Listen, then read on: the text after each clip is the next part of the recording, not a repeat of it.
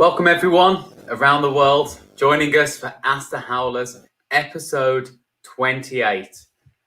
The episode today is Fighting Ransomware, Defense in Depth Approach. Now, of course, it's always a pleasure to host you all. If you don't know me by now, and I probably should stop introducing myself, my name is James Aliband. I'm a senior security strategist and manager of product marketing at VMware. Now, just before we do dive into today's session, remember, this is a cybersecurity expert roundtable where trusted advisors and security strategists discuss the latest threats and security challenges, providing actionable tips and resources, and of course, most importantly, answer your questions. Last time out, it was so good to be joined by TK and for Rick as we discussed the global IR report, and we really got an insight into the world of incident response and really what our IR partners are having to deal with out there. Now, of course, before I introduce my guest today, I want to remind you, of course, we have the Q&A running where I'll be able to answer questions, and of course, my guest will be able to answer the questions as well. And we'll do that all live. We'll do that all live on today's session. Make use of that Q&A and make sure that we're getting questions, whether it's related to ransomware and the topic we're going to talk about today, or whether it's just something that's burning and you really want to ask us. While we're here, we're happy to answer them. Second thing, and I've asked this a few times, and you've all been really responsive, so let's continue with that motion.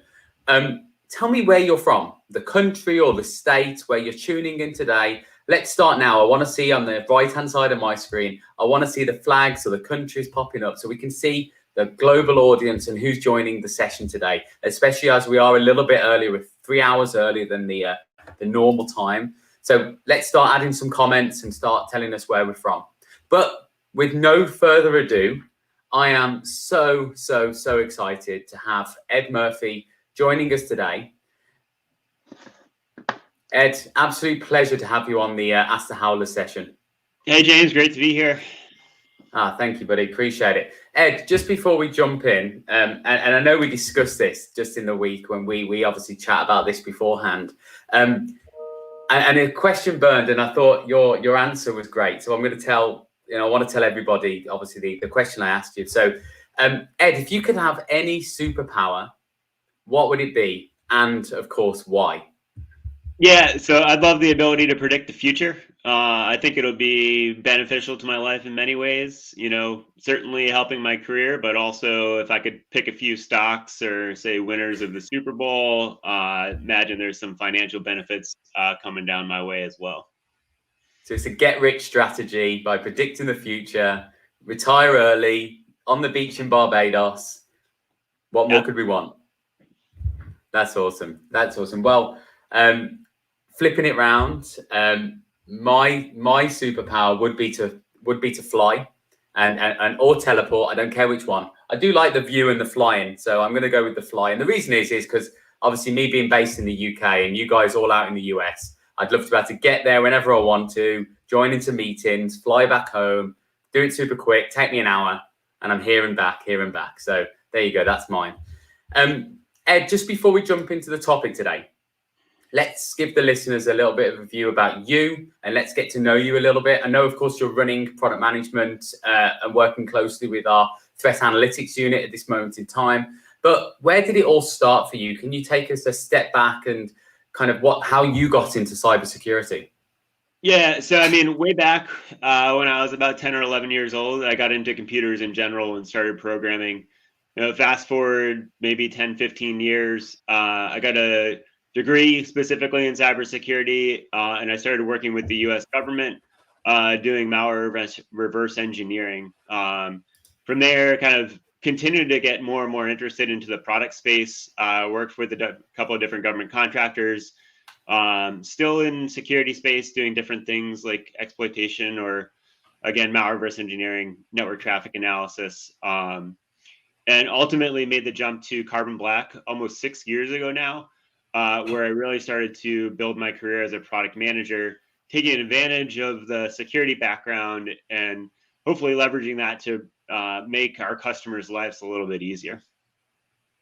No, I can certainly say on the latter point you've just made that you certainly do make our customers' lives a little bit easier. And I think it's great as well because you've used your deep technical expertise to ultimately impact our products as well. I know we'll touch on that during today's session as well.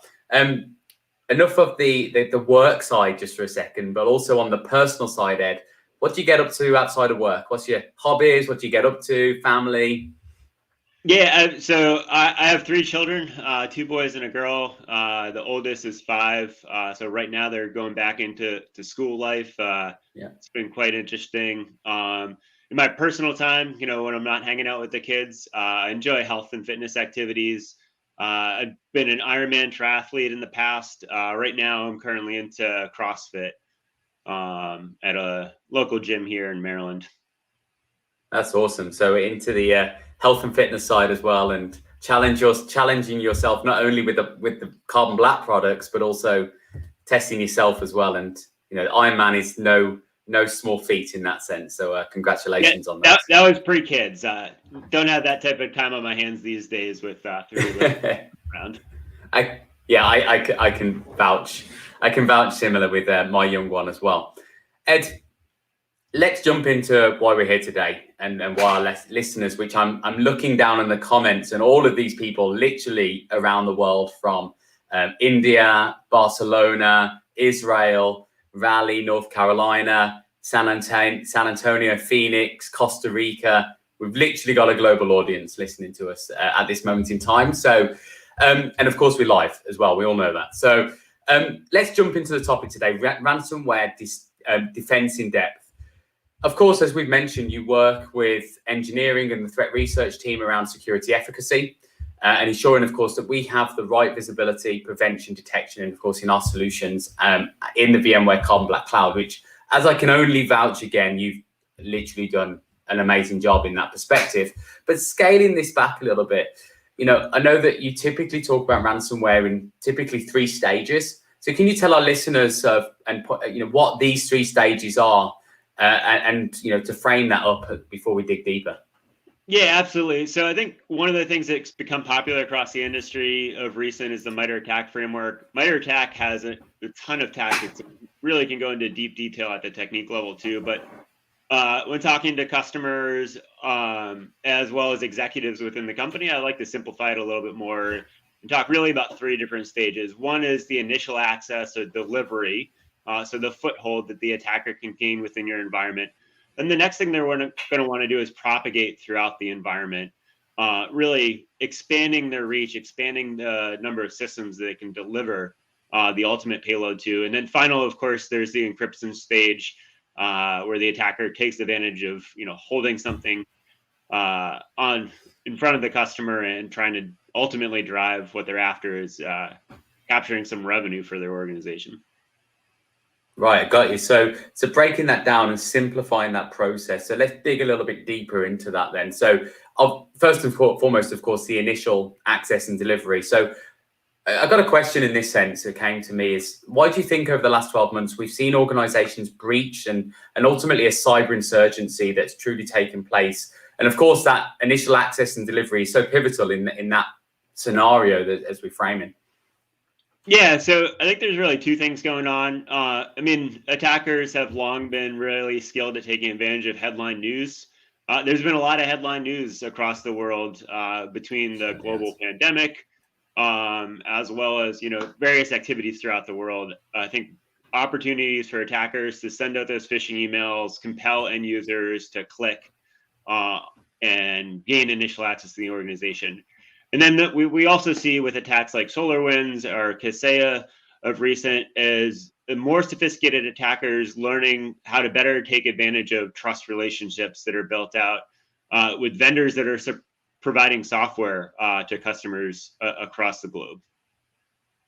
I got you, exactly. And I think you've hit a really good point as well, that attackers are ultimately opportunists, right? They take advantage of those headline attacks, and you see this almost snowball effect in that sense. And you framed it so well, from SolarWinds to the Microsoft Exchange to Kaseya to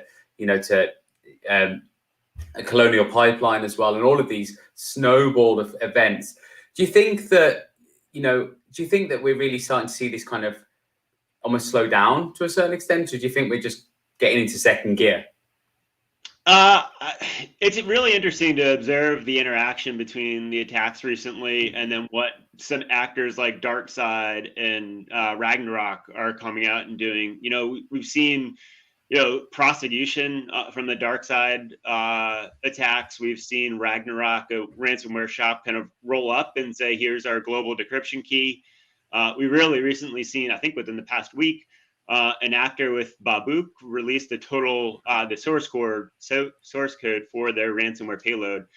But ultimately, while it's nice to see some sense of the devastation that these groups are causing on a global level, there's going to be targets of opportunity and there's going to be a desire to make money. So until we can really address the problem from a proactive standpoint, I don't think we can rely on the attackers just rolling up shop and moving on. No, I got you. So let's jump into the second part of the three stages as you framed it. So propagation. So what do you mean by propagation in this sense? Yeah. So really, the attacker's goal is to extract as much money as possible out of the organization that they're going after, and in order to do that, they're benefited by having access to more systems within an organization. So if I'm able to deliver a ransomware payload to my machine as a product manager and ransom that singular machine, more likely than not, my IT team is just going to say, "Hey, we're going to restore you from backup, or we'll ship out a new laptop. Most of your documents are in the cloud these days, anyways." So what an attacker really needs to do is leverage access to an individual's machine to move throughout the organization. And propagation typically consists, getting one level deeper into that MITRE attack framework. Typically consists of the ability to escalate privileges. Oftentimes you'll land as an unprivileged user and you have to get administrative access to move within an organization. So they'll look to capture credentials through various different means and ultimately move laterally, infecting additional devices along their way. I got you. So in that sense, and we've kind of spoke about the first two stages in that sense. So let's jump into the third stage. And I don't want to say the final stage because we know it's not necessarily the final stage, but the third stage of the initial attack in that sense. And you frame this around impact and encryption. Can you explain why this is such a critical step for the attacker and what they're looking to leverage here? Yeah, they're looking to leverage their access to information. One of the best ways they can do that to gain additional revenue for their organization is by kind of holding it ransom. We've seen both, ransomware where you encrypt the files, as well as kind of withholding information, threatening to release this information publicly, and those elements being held over a victim, ultimately, just make some money for the attacker. No, I got you. And stepping outside of just the kind of financial benefits as well, but what else, when we think about the attacks that we've seen over the last 12 months, what else do you think the bad actors that we're dealing with in today's in threat landscape, what else do you think they could potentially be looking for as well as just financial benefit? Yeah, I mean, certainly with Colonial Pipeline being in everybody's mind, there's opportunity to not only demand funds, but also disrupt economies at a much bigger level than just making themselves rich.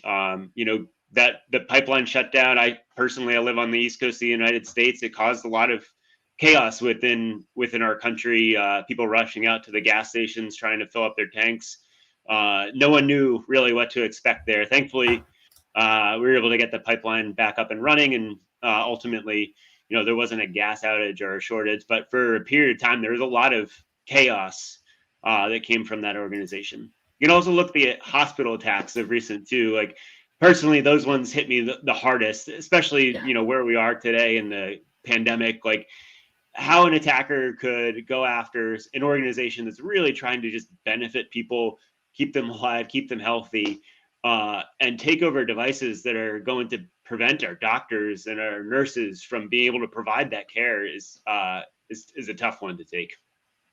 I couldn't agree more, and I think you hit a good point, and you hit a point. I actually spoke about this the other day, and it's something I really wanted to say today as well, as we're on the ransomware topic around, when we saw with Colonial Pipeline and we saw with, the bad actor in that situation, is they actually then issued an apology to the government and said that, they didn't necessarily mean, and quite frankly, I know Rick and TK, when we was on a session a few months ago, we also spoke about this, that, quite frankly, if we're going to take an apology from a bad actor, then we're in a bad space from that point of view. It's not something I certainly will take. And I think, it's another reminder that, we're not dealing with people who are friendly people who are looking just to make small amounts of impact. Ultimately, it's not just a business impact either. It's a personal impact. And when hospitals are being breached, especially in, and during the pandemic and people, I know in Germany, for example, we had a situation where an ambulance was turned away from an accident and emergency, or,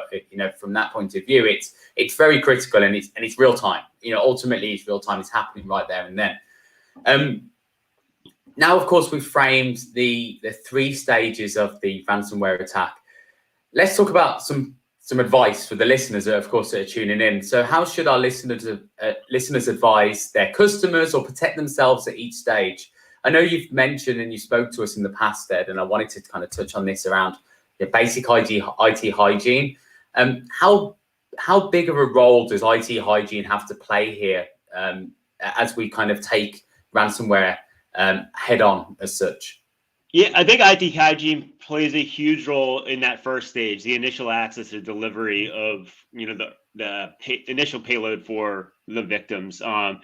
We have a team here at Carbon Black that does managed detection services for some of our customers, extra eyes on glass. One of the most common scenarios that this team sees is attackers leveraging open RDP sessions, so remote desktop protocol, open to the world, and brute forcing access by just trying different usernames and credentials for that initial delivery. So as much as possible, we need to control what systems within our organizations are publicly accessible, and really to what degree. And it's a great starting point of removing yourself as a target of opportunity.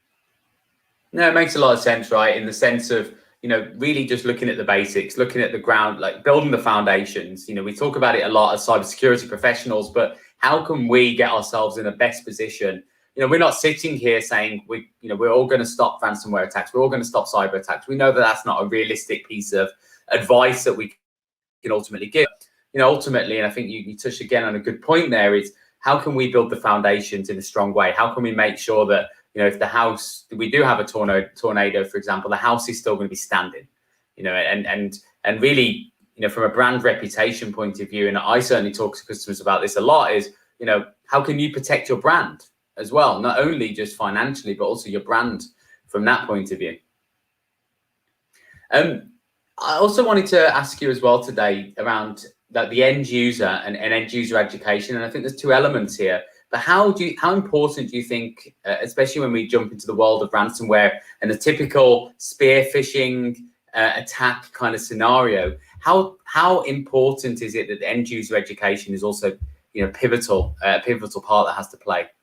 Yeah, I think so. Phishing remains a large risk to organizations. We talked a little bit about at the top of the broadcast here, where attackers are really good at taking advantage of headline news. There's clickbait all over the place these days, and one of the ways to do that is to deliver an email to users' inbox that's going to generate that click, that document download, get them to react. And document-based delivery mechanisms are really common still.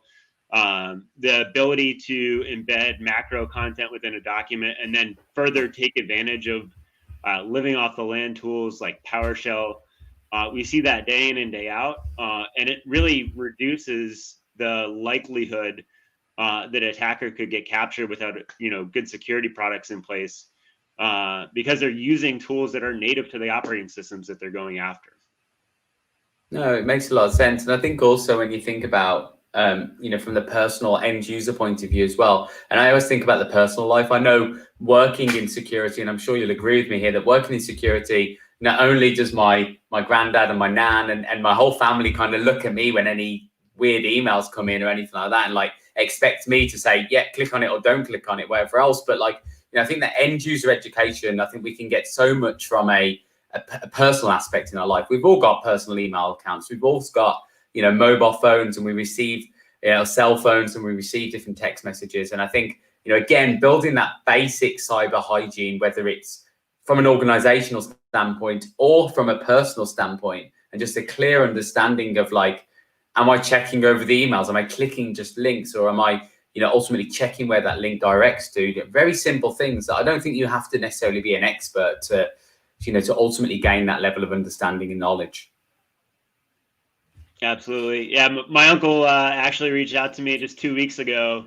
He got some scareware delivered to his machine saying that he'd been infected. I'll always take a call like that for my friends and family members because, the best case scenario, I'm helping them prevent them from getting attacked. Worst case scenario, they learn something along the way, and they're just that much more educated for the next time something like that hits. Fortunately, this scenario, it was truly just scareware and a browser prop up. And we got his machine into a good state, but I'm always happy to take those calls. Yeah, I think we've got a responsibility. I think it kind of builds a narrative. Not only have you helped thousands of VMware Carbon Black customers, and of course we have as well, but also we've all got that personal responsibility in our professions to also help, and everybody listening on the call as well. I think it's so important if we're educating our family or our friends and helping them outside of this industry. We've made a positive benefit, and we've ultimately taken one step to making the world a safer place from cyber attacks, which is all a common goal from us all.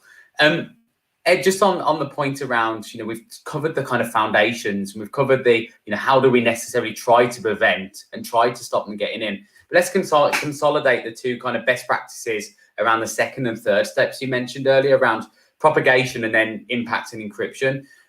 If the attacker's in and they've kind of mitigated the first step, what would you say then is the best practices to have in the environment to start to kind of drive these down and start to ultimately gain visibility and context and ultimately try to prevent the attack from spinning into an encrypted state?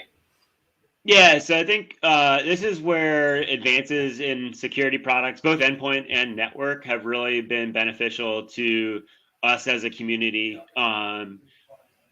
Particularly I work on the endpoint side and EDR. The visibility that these products can provide is far greater than it was 10, 15 years ago. The ability to detect, like I said, sometimes it is a smash and grab operation for an attacker, but oftentimes we actually see attackers live in an organization for a week or as much as a month before they ultimately deliver the payload. So early detection, early access is going to help in any scenario. Of course, your first goal is always prevention.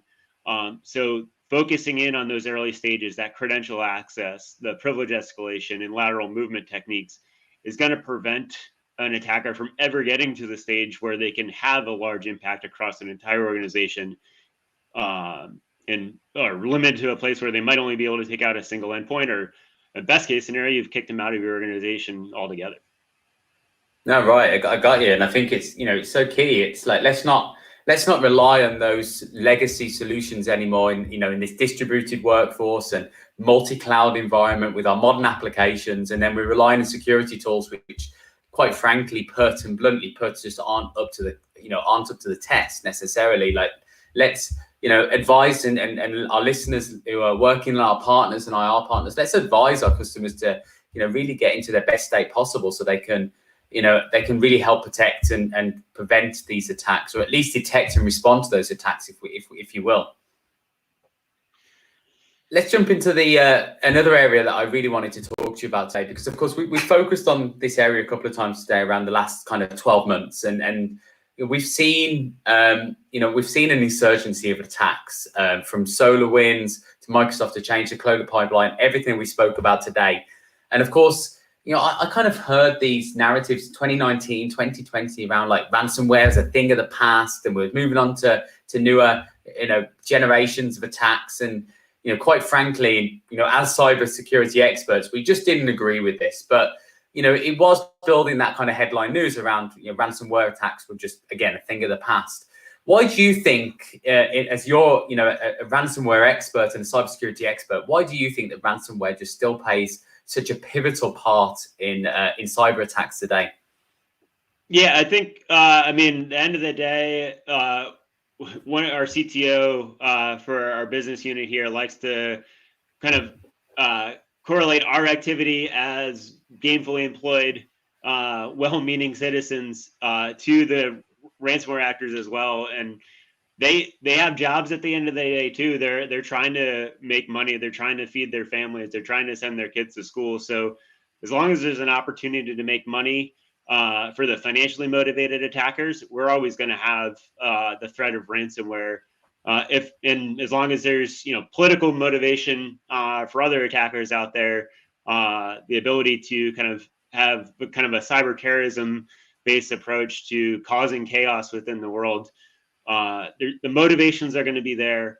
The target of opportunities are unfortunately there. And that's, I think, why we all need to kind of specifically focus around that IT hygiene, taking advantage of advanced security products. Ultimately, those are going to be the ways where we slowly bleed the malicious actors dry of their motivation.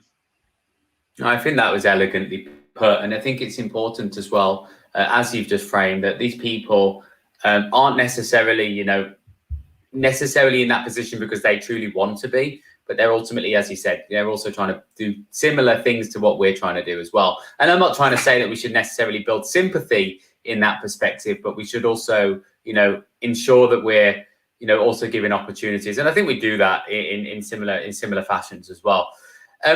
Ed, we've been on the call for 27 minutes now, and I think we've given our listeners such an insight into ransomware, the 3 stages of attack, why we think that ransomware just isn't slowing down and ultimately, hitting second gear as such from that perspective. So, we've really, and of course, not only should I even forget that we've also given a good insight in how customers and our listeners should be protecting themselves as well.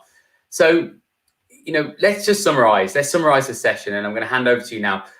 Let's think about the top 3 takeaways on protecting themselves from ransomware. So I'm going to pass over to you. 1, 2, 3. Let's talk about top 3 takeaways from today's session. Yeah, absolutely. So number 1, stay vigilant. Whether it's IT hygiene or just personal vigilance to what you're seeing on a day-to-day basis. When it looks suspicious, whether it's an email, whether it's a website link, just think twice before you take that click. We're all humans. We all make mistakes, but that extra second of pausing before you take action on an email that someone's put in front of you can really save your organization from a potential ransomware attack. The second for the organizations, for the companies out there, is really take advantage of the advances in the security solutions across the board. The main topic here was defense in depth. It's not a good idea to only look for the last point, that encryption point, as an opportunity to stop the attacker. And really, you got to focus on the earlier 2 stages, the propagation aspects through endpoint security, and the initial access aspects through your network security and being able to lock down your organization as much as possible. And then finally, number 3, mitigate the impact of an attack. There's disaster recovery scenarios that we all really should be thinking about over time. What's going to bleed these actors dry is lack of access to money. And if we can all put ourselves in a scenario where ultimately we don't have to pay these ransoms, it's going to really decrease the motivation, as I mentioned before, for these attackers to develop their code and spend their time attacking our environments.